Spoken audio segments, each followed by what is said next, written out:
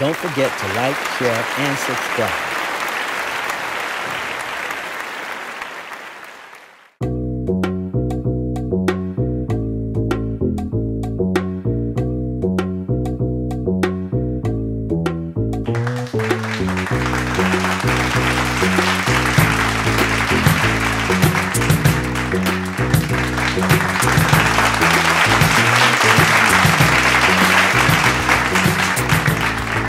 Hello family, this is Mr. E here with Victor E TV. Again, I'm coming before you today, impressed to bring your message. And every time this feeling comes over me, I decide that, okay, it's time to come and talk to you and leave a message, perhaps something that can benefit you, benefit our community. And I'm just always excited to be able to do this and come before you. Well, today, I wanted to talk to you about something that I've been talking about a long time. And every time I get a chance to speak to you, I will interject this idea of the Ankh, A-N-K-H. And for you who do not know what an Ankh is, it looks like this.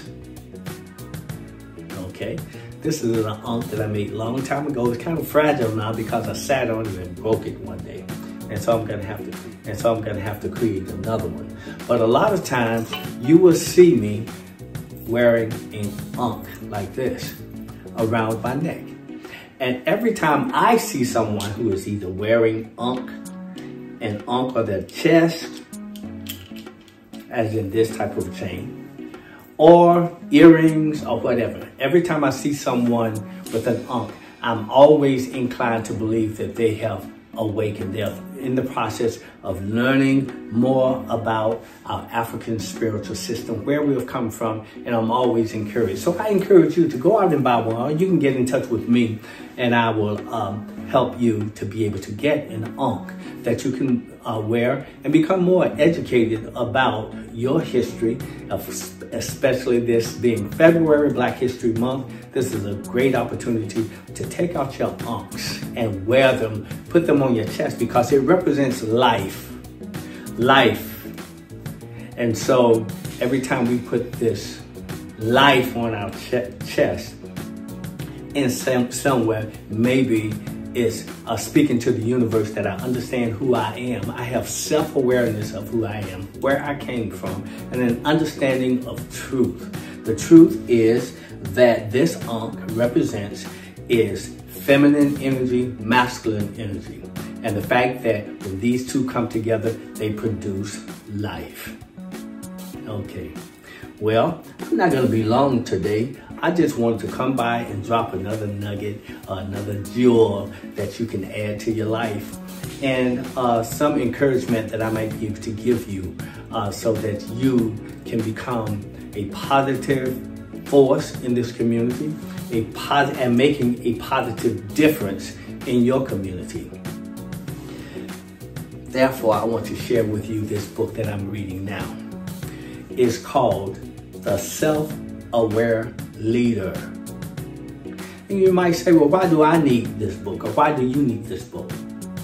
I'm going to explain it to you the same way I explained it to my son. Okay. Number one, especially speaking to COPIUM members, which is Christian organizations preparing young men. But I'm in the process of transitioning that name. It'll still be COPIUM, but changing that C from Christian organizations to conscious organization. And of course, the word implies that you have become awake, as though if maybe you were in a sleep, as I was before. But now as we wake up, we become conscious or aware of the truth that is standing right there in your face. And we know truth when we hear it. It has a certain ring. It has like a bell, you know, it has a ring, or it resonates with your inner spirit to know, such as we know if I tell you water is wet, okay, it rings a certain amount of truth because we all associate water with wetness. Okay, so sometimes we can have things right in our presence that we have not asked those types of questions. We just take for granted as we go through life because this is what everybody else is doing. But when truth comes to you and you open up your eyes to the wisdom of it and the intellect of it, your left and your right brain works together. It just makes sense once you are using deductive reasoning or just basic reasoning that God just gives us that resonates with common sense, your common sense. Okay, well, when I told my son about this need for we as Coppium young men and women, that you must understand that, yes, it's important for you to see yourself as a leader. We all are leaders. I know a lot of times we think that, especially in a relationship, that the man is to be a leader, but even the woman has to lead also. She has to be a leader also because she has to, if you bring masculine and feminine energy together and everything is operating right, we're usually going to produce children. And if you have children that you have to raise, you need to know something in order to be able to lead them. You know, you have a responsibility as a parent to teach your children those things that are right, those things that are going to make a difference, a positive difference in their lives. So it is important for us all to see ourselves as leaders. Now, especially I'm talking to the men, Coppium men. You must carry yourself in a way that you're always willing to learn, but as you learn, you should be excited about the opportunity to teach. So we know that if you're going to establish a family, first of all, you've got to be at least impressive enough to a female to where she would even buy your message. Okay? And sometimes just the confidence that you have and the intellect that you have developed and the motivation that you display and the aggression that you display toward life and toward those things that are righteous and those things that you understand automatically becomes attractive to a female, because no female is looking for a loser. Okay? And as far as I'm concerned, a loser is someone who has not planned their lives. You know, we all lose in somewhere in the game, you know, what have you. But to have a winning attitude, even if you lose a game as a team, you're playing the team, you know, some people win, some people lose. Everyone cannot win all the time, not necessarily so. But you should have a winning attitude. And if you do not have this, if you do not exude this, then if you desire, as most men do, that's why we try to impress women. That's why we try to have all the gold chains around our neck, the young men. They assuming that says that they have ability to make money and to take care of you and to impress you. He gets a nice car because he's trying to impress you. He likes a nice home because he's trying to impress you, okay, with that. And I suppose in some warped way, even in his sagging of his pants, he's trying to impress you as though he is, I won't say fertile, but he is full of nation. Let's just put it that way. Full of nation and excitement to where he wants to impress his female that she's going to have a good time with him intimately. So as a leader, we want to display these characteristics in our lives so that we can have a following. And men, we have this ego. We like to lead.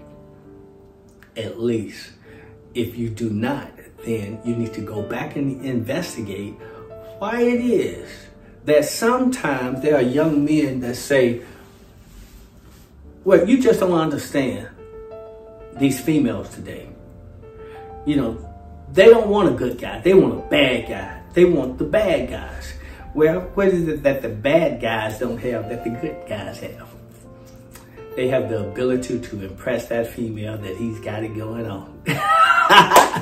And that he's going to take care of business, and he's going to take care. He has maybe a false image of what it means to be a man, but at the same time, in his natural instincts and in his natural nature, predator versus prey spirit that is in him, it can sometimes impress females because they think they're getting a protector. Not necessarily a provider, but even and maybe so a provider, even if he has to do it through means that are not good, can land him in some bad environments such as prison, dead, and what have you. But you have to be smart. You have to be smart, and you have to realize that if you want to attract the right woman, then you need to have some leadership skills. So I'm really enjoying this book here.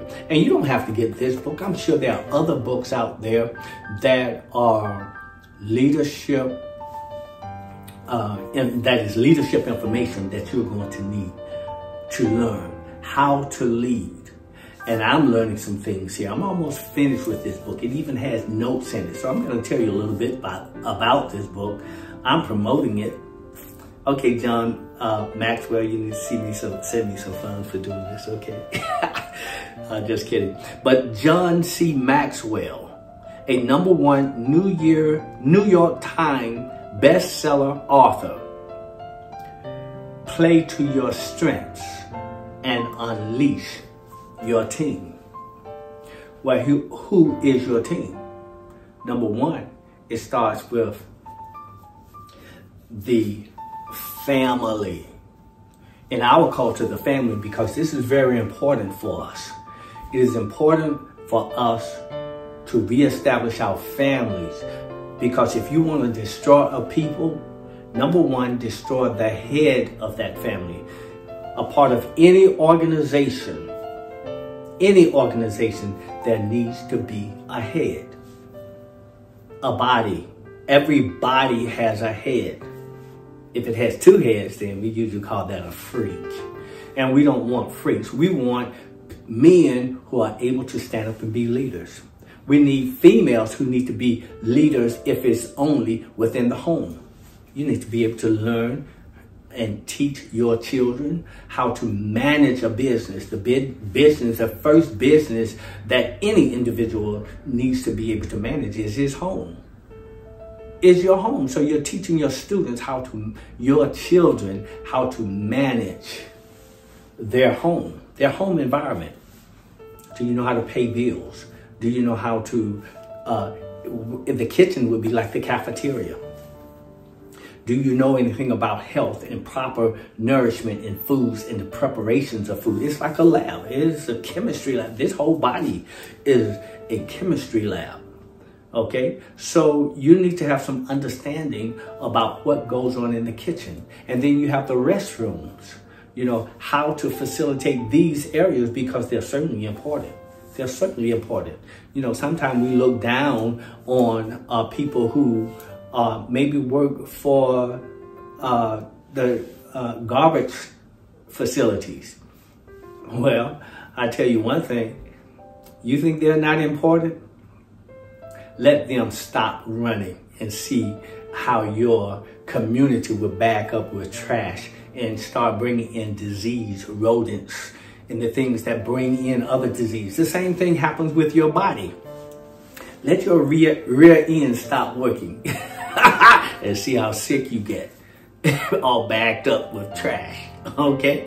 So, everyone, all of us have an important role in creating life and not destruction. So, as I would say to you copy men, we need to do a psychological shift so that we are able to understand who we are, whose we are, and where you want to deposit your nation, because your nation is you. Do you want to put yourself in a situation, would you put yourself in a situation of being a slave in a situation to where you are not being provided for. So you have to vet your female to make sure that she is the one that you want to place you. That's you. Your seed is you. Can this person raise you again? Not stop there. Make a better production of you than who you are already. You're looking for that type of woman. And there are a lot of women out there who can do it, who are educated and who have all the skills that you need, but you're going to have to vet her to understand this is you. She's asking you. When a woman is looking for a husband, I suppose that it is in her mind to understand that if this is the man that you chooses, you're getting ready to ask him for his nation, for his seed to take in, and for you to nourish it and make it even a better representation of what you see. So while you're impressed with him, understand that this seed that you get from this man, you need to do some vetting also. You need to understand, is this the individual, or is this the seed or the nation that you can be proud of, to have an opportunity to raise and to make him even better than what you see? Because what you might see already now, oh, he's tall, he's good looking, he's this and he's that. But can you take that further? Because really, when you stop and think about it, his looks is not something that he created. His parents is responsible for that. But what he does create and what the parents have put into this child or this young man is good character, the ability to produce honestly, to understand the fear of God, and the fear, the honor, let's put it that way, the honor that he reflects the image of God through the way that he lives. Which leads on to some other things that I want to talk to you about in the next video. But for right now, don't forget, the first thing you need to do is lead yourself by understanding yourself, going inside, understanding, getting to know thyself. For when you do this, then you will understand the kingdom of heaven. Then, in understanding who you are, using the principles of leadership, taking these nuggets that you can learn, it's in books out there. But if you want this book, you can order this one. But find you a book of leadership so that you can learn how to lead yourself, so that you can lead others and have a successful production. Well, with that said, Mr. Ezell, again, Victor E, my name that I've given myself, because to get where I am today, I had to overcome the enemy that tries to destroy heads, men, leaders. But I'm victorious because I'm here today, and I can smile and I can say, peace.